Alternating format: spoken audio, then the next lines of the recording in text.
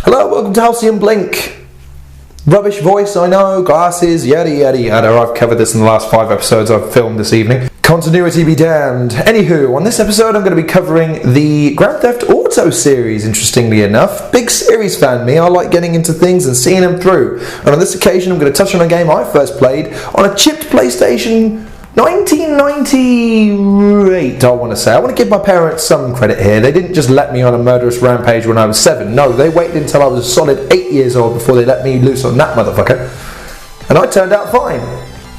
The Grand Theft Auto series are probably one of the most consistently controversial, violent, and just overall deplorable games made for the mainstream on a regular basis since their release, I believe around 1997-ish. But they're absolutely brilliant. Yes, I know. There's a lot of violence, and I mean a lot. You can go on rampages, and that's hardly a good message to send to our children. And yes, there's a lot of misogynistic tones, racist, deplorable language. There's also a tremendous amount of immaturity and nudity presented by the people at Rockstar. But to be honest, you need to remember 2 things about that. First of all, it wasn't really my parents' fault I was playing these games. I knew about the game, I wanted to play it, my dad, mum, or whatever weren't looking, I played the game.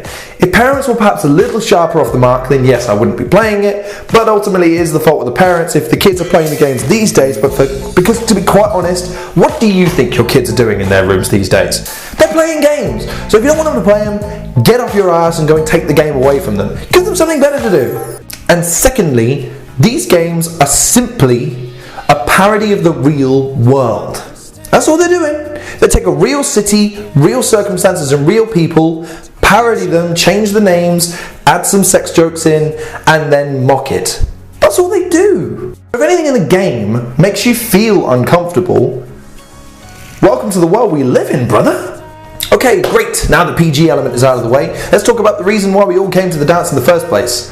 The game itself. The original incarnation was an over-the-top kind of thing with the cars doing this sort of business, turning and all the rest of that sort of stuff. But it was still good fun. A 2D kind of shooter, 2D plane driver sort of thing. And the great thing was that you could jump in and out of cars, multiple weapons, a city to explore, different missions, different characters. It was great. Then GTA 3 came along and completely changed the script by adding a 3D component so you could walk around a city, and trust me, this was never more mind-blowing to the gaming community when this happened because it was just so new and expansive. Vice City came out and capitalised it further by slickening up the graphics, taking you into a different time frame, really basing itself in its theme and its feel of the 1980s, which was great. San Andreas decided to again further improve by adding even more elements to its gameplay, an even larger map, more stuff to do, and a sex mod called Hot Coffee, which is just great. But more importantly, GTA decided to really amp up its overall tones and its writing to an effect that I don't think really many other games have come close to matching. And yes, while the stories have never had a great payoff, I don't really remember the ending of any story being truly amazing. Tommy Vercetti's ending is pretty cool, I guess, but then he gets killed in San Andreas, so I don't really know how happy an ending that can really be.